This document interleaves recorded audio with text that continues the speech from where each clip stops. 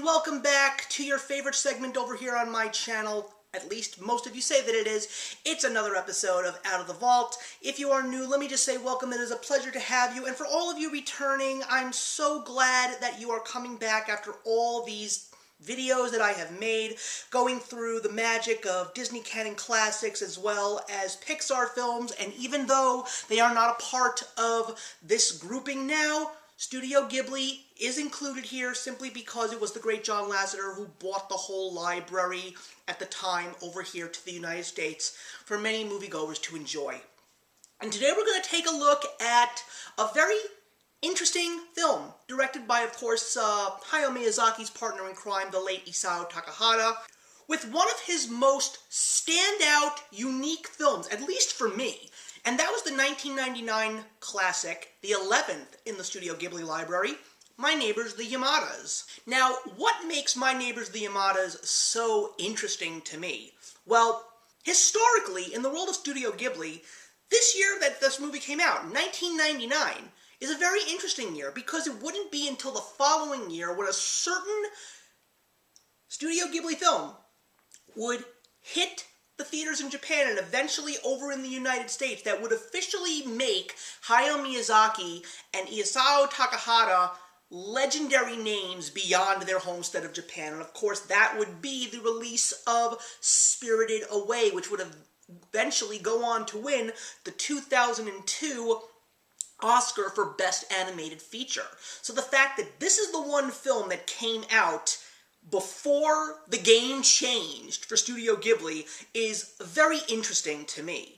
But also as someone who loves this library and actually prefers the Isao Takahada films over the Hayao Miyazaki films, just because of the fact that Isao Takahada was such an interesting, different emotional storyteller. I mean, he's responsible for, as far as I'm concerned, one of the greatest films of all time, and that of course is Grave of the Fireflies, and also a very unique Ghibli film, The Tales of the Princess Kaguya, and even a cutesy film like Pom Poko that is so much more mature for what it looks like is such an interesting thing to see in this grand library of unique storytelling.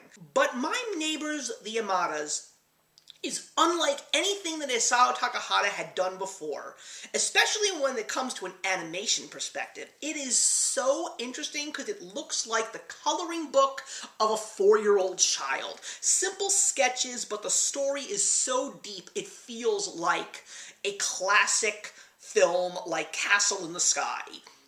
And all it is a simple story of a couple named Takashi and Matsuko raising their 2 children as well as living with Matsuko's mother, and just this family living a somewhat happy and dysfunctional suburban life in Japan.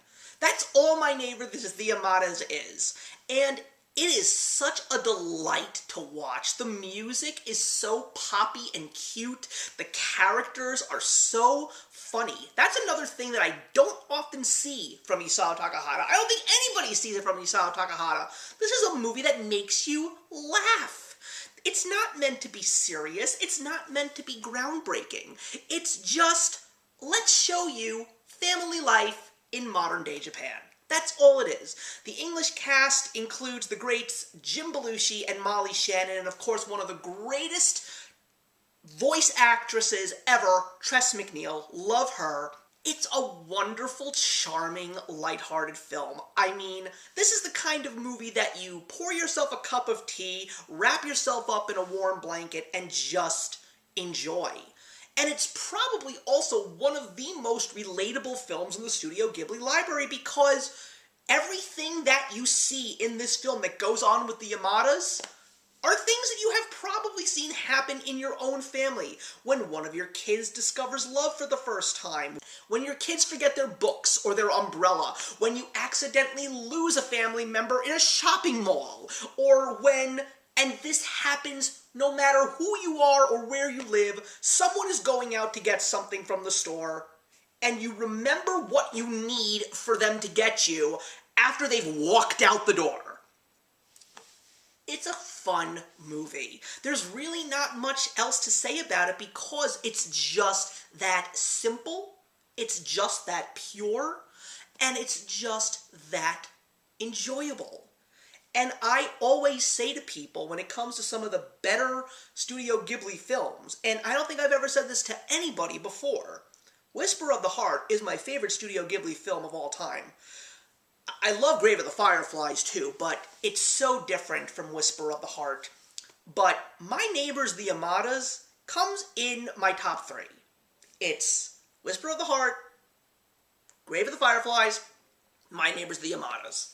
I just love it. I also am really surprised by the fact that my wife, who is relatively picky about the movies that she sees, has seen her share of Studio Ghibli films, but the fact that she hasn't seen a movie like My Neighbors The Yamadas or another one of my personal favorites, Kiki's Delivery Service, she loves and adores Pompoko. But I really want her to see some of these other films, especially My Neighbors The Yamadas. And that song that you get throughout the entire movie, not to mention a wonderful narration in the English version voiced by the legendary late David Ogden Stiers. You're going to be humming that song after you finish. You'll be humming it on your way to the office. You'll be humming it in the shower. You'll be humming it while you're doing household chores because that song, to me, just encompasses everyday life. And that's why My Neighbors The Yamadas gets 4 out of 4 stars from me, because that's what it is. A beautiful depiction of real life that everybody, no matter who you are or what background you come from, what religion you follow, where in the world you live, you will appreciate and understand and laugh along with everything you see in My Neighbors The Yamadas. It's a movie that I proudly own, have seen numerous times, and that's why its rating is so high and why this film is so special to me. So thank you very much for watching, everybody. Please leave a comment in the box below. Let me know your thoughts on My Neighbors The Yamadas. If you haven't seen it, I really hope you go out and check it out, because it really is such an enjoyable piece of work, especially in a wonderful library of films like Studio Ghibli. Now, before I say goodbye, I have to actually say a little bit for those of you who are new, as well as many of you who have been here for so many years, and I appreciate you all. To those of you who are new, I am a little bit upset that you found this channel now, because if you haven't been checking, I know a lot of my loyal followers who are still here have probably seen a couple of videos that I have made about how things are sort of winding down here on this channel just because of life and lack of content and whatnot. So, unfortunately, the Studio Ghibli library, for me, is almost complete. I just have one official Studio Ghibli library film to review, and that's The Secret Life of Arrietty, and then one that was co-created by the Studio Ghibli library, and that was The Red Turtle. I don't know if I'm going to do the Ocean Waves made-for-television film. I'm not sure yet, but after that, Studio Ghibli films will not be reviewed here on this channel because there's none left. And I'm very glad that I actually took this opportunity not just to take a look at all the Disney Canon classics, all the Disney Pixar films, which are also winding down. So, based on doing my calculations here, 2026 is going to be the very last full year's worth of Out of the Vault. Just because there's only going to be me sitting and waiting for the next film to drop. That's really all that's left. I'm really sorry to have to say that, especially since I've been doing this for you guys since 2013. That's almost 12 years at this point. So, thank you. I really appreciate that.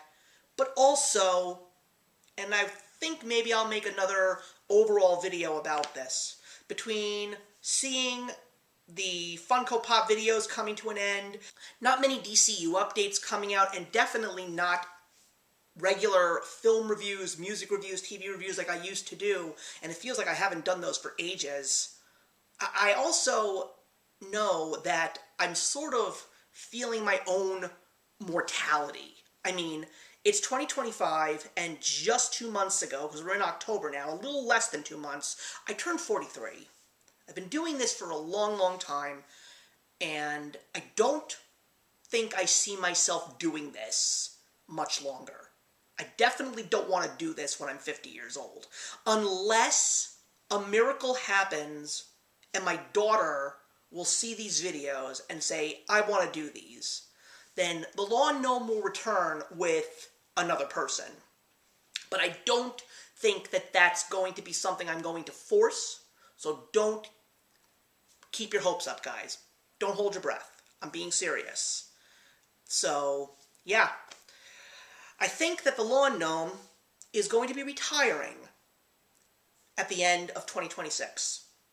That will mean that I have been doing this at the end of December of 2026 for 16 years. That's incredible. And I definitely want to do something a little special for you guys, and I think it might come in the form of a gnome docs. I always thought to myself that it would be really cool to go back to the gnome docs at some point in time, and I definitely know which one I want to do. The only thing is I'm still waiting for a little bit of information to come my way so I can bring that to you. But with all that being said, please don't be upset. Please don't unsubscribe, because my videos are not going to go away once I officially turn the camera off.